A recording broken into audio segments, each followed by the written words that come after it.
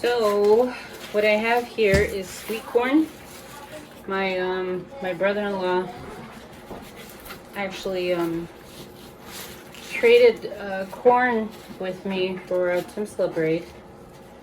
So, and he brought me, geez, I don't know how many ears of corn, but a lot of corn.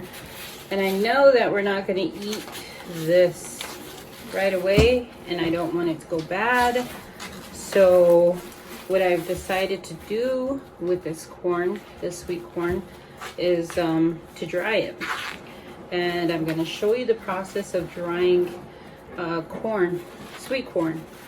So I know from talking to a couple elders that a long time ago, before they would eat the sweet corn in our area, it was field corn. So the field corn looks different from the sweet corn. I believe it also has a different taste, and they used it for cornmeal and stuff like that. But the sweet corn is sweet. It's a lot sweeter than the field corn is. So what you'll want to do is take your corn, peel the husks downwards, just like this. And the reason for that is because whenever you're going to dry, through this version, when you're going to dry the corn, you're going to actually hang the corn by the husks, and they're going to be in pairs just like this. So when you peel the husks, make sure that you go all the way down here. You're going to pull it down as far as you can. That way the water, when you blanch it, is going to touch all the kernels. Although I know there are a few people that don't blanch the corn and they actually just hang it out to dry. The reason why that it's blanched is because, for about 3 to 5 minutes, is because it helps keep the color and also helps kill the enzymes that are in the tip of the corn kernel, which is called the germ, and it helps keep the nutrients, and it destroys the enzyme so the enzyme doesn't kill all the nutrients inside of the corn kernel. And we're not going to shave off the corn kernels because, and I know that a lot of us had seen our grandmas or our grandpas shave off the corn when they dry it. So they'll take a knife and they'll just cut along, the corn kernels, and leave the actual tip of the corn still in the husk, in the cob. But that part that is left in the cob is what contains all the nutrients in the corn kernel. So we're going to keep it. So what we're going to do is we're going to take and roll down all the husks. And in the meantime, I have my water boiling in the pot because I think it's going to take me a while to roll down all the husks on these corn. So while I'm doing this, then my water will be heating up and hopefully boiling like a hard boil by the time I'm done. And you don't want to add salt to your water. You just want to boil hot water. So don't add salt to the water.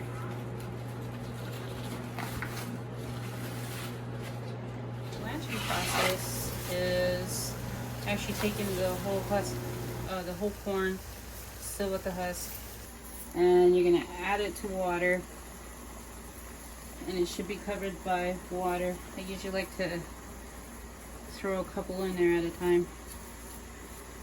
3, however many you can fit inside your pot, and let it blanch for 3 to 5 minutes. A lot of times I do about 3 minutes, and the color of the corn is going to change. So this is the color of it right now. It's like a bright yellow, shiny white color. But whenever it starts to blanch, it's going to change to this darker, not so shiny or whatever color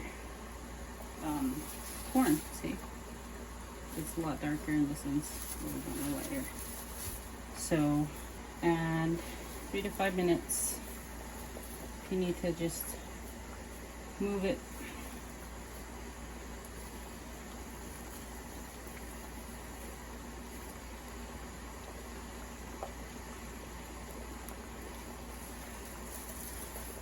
And be really careful because, especially if this is your first time doing this, or if you're not really great at, I guess, cooking or something, this is extremely hot water.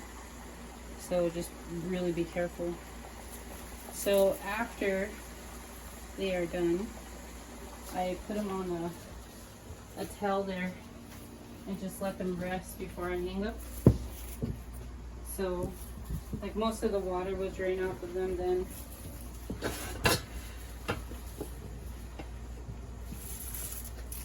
Just like that. I'll do a few more. So it's been 3 minutes. Accidentally tilted it up so for my hand. But, so this is what it looks like before you put it in water. This is what it looks like after you've blanched it. The kernels change color. And like I said, the purpose of blanching it is to keep the nutrients, also to allow the enzymes, to kill the enzymes so they don't destroy the nutrients in the kernel. And we want the whole kernel. So we're gonna dry it while it's still on the cob. And we'll finish the rest of these corn and start hanging them. Okay, so like the hanging part, I mean, you could hang it however you want. Get rubber bands and put the husk together, or whatever. You decide. It's your choice. Whatever you decide you want to do, what might work for you. It's best to experiment too. What I'm doing is just taking a couple of the husks from the corn and then just creating a knot to tie them together, just like this.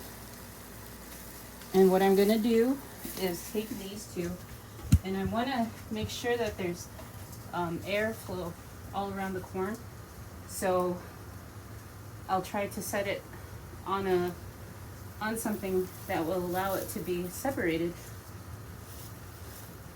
like this. So if you look at the corn around here, you'll see that there's gaps. It's not together. It will get enough airflow so it doesn't create mold or anything like that. And they'll sit here. And what I'm using is my kitchen, because my kitchen has a couple of windows. But it has enough sunlight and airflow that I can dry my corn indoors. And it's usually done within 3 to 4 days. Okay, so this is the last of our corn.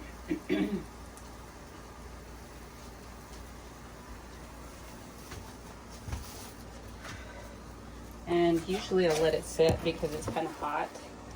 I'll let it set and cool, but I am going to just hang it. I'm just going to hang it up.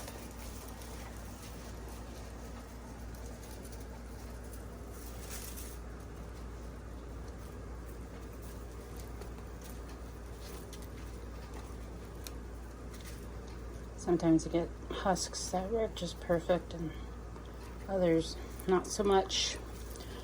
Okay, so what I want to do is hang it up so that there is a gap in between. Oops, sorry. Oh, that's not going to work either. Let me move a little bit closer to this one. Move that one down. You can see it's still steaming because it just came out. I have choke cherry patties up here that my daughter made. And we're gonna cut to finished product. So we have all of our corn hanging here. and it's going to hang there for about 4 to 5 days. It depends on how much sunlight and how much air comes through wherever you're drying at. You don't necessarily have to dry it in a kitchen. You can dry it in any room. So this is what we're going to do. We're going to take, it's now mashtunkala because it's dried corn. So we're going to take this, and it's we're going to take it to the table, and we're going to get the corn kernels off.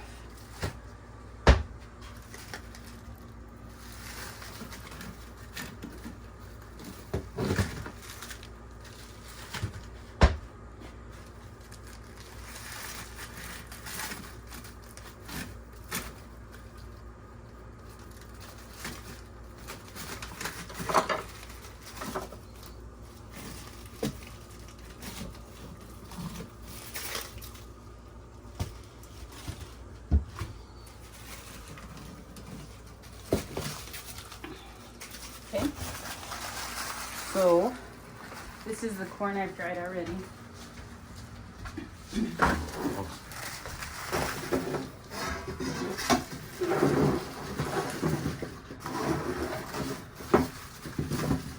Okay, so we're gonna start with one of these, and you can check your corn as it's drying just to see if it's ready or not to be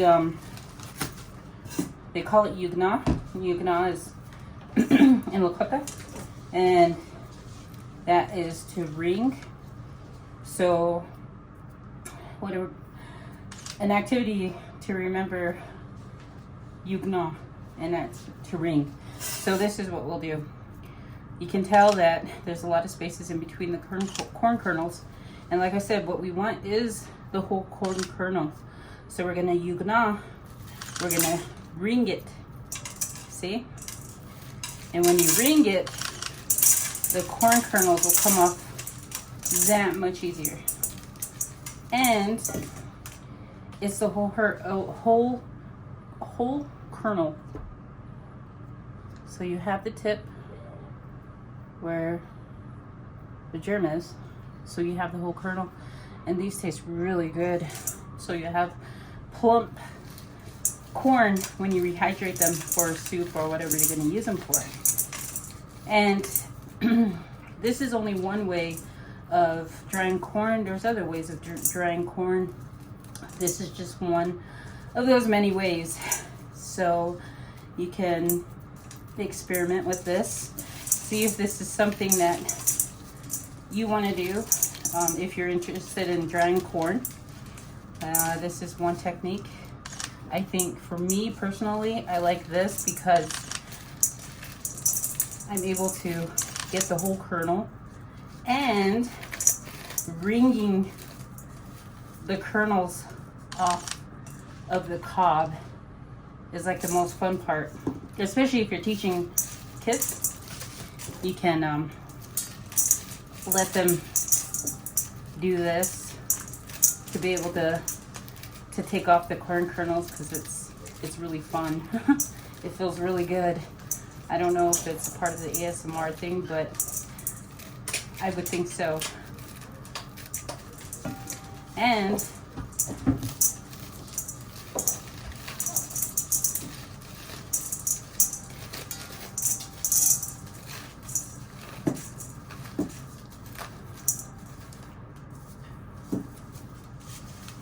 you can keep the cobs as fire starters.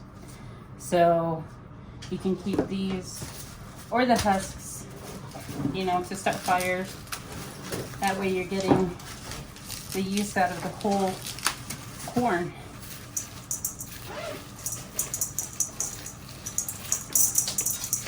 Whoops. Like I said, this really feels good. So before we're finished, I would like to acknowledge my Chapashi, Anita, Afraid of Lightning, and also my homie, Karen White Butterfly, for teaching me how to prepare these foods. So we're almost done with the last cob. we're going to finish wringing it out, and then I'll show you different ways to store it. But going back to my chapashi and my tui, it's really important that you acknowledge where or who who've taught you, who spent the time to teach you to do whatever it is. It's just really important that you acknowledge those who took the time to teach you. Okay, we're almost done. So this is what the corn looks like. It's the whole kernel, it's all dried out. You can tell it's pretty dry. There's no moisture or anything like that. So when we've finished getting all the kernels off of the cob, you can store it any way you like. One method is to get a canning jar and place the corn in a canning jar, tight lid, store it somewhere where there's no moisture, like in a pantry or a cellar. So that would be one way to store it. Another is, especially if you share foods, is to get a freezer bag, label it Washtunkala when you made it, and store them that way, or to give it away. One way that I like to store my foods is in a bluebird bag. So I would take a bluebird bag that I finished using, dump my corn into the bluebird bag. Because it is cloth, it's breathable. I would put my corn inside the bluebird bag, fill it up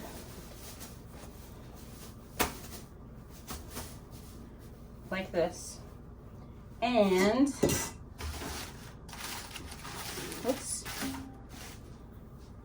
take my tack. Come on.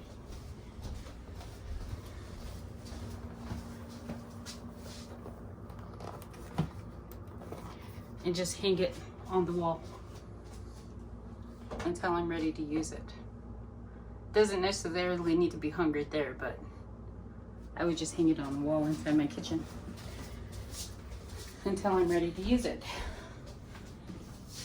So that is how you make washtikla.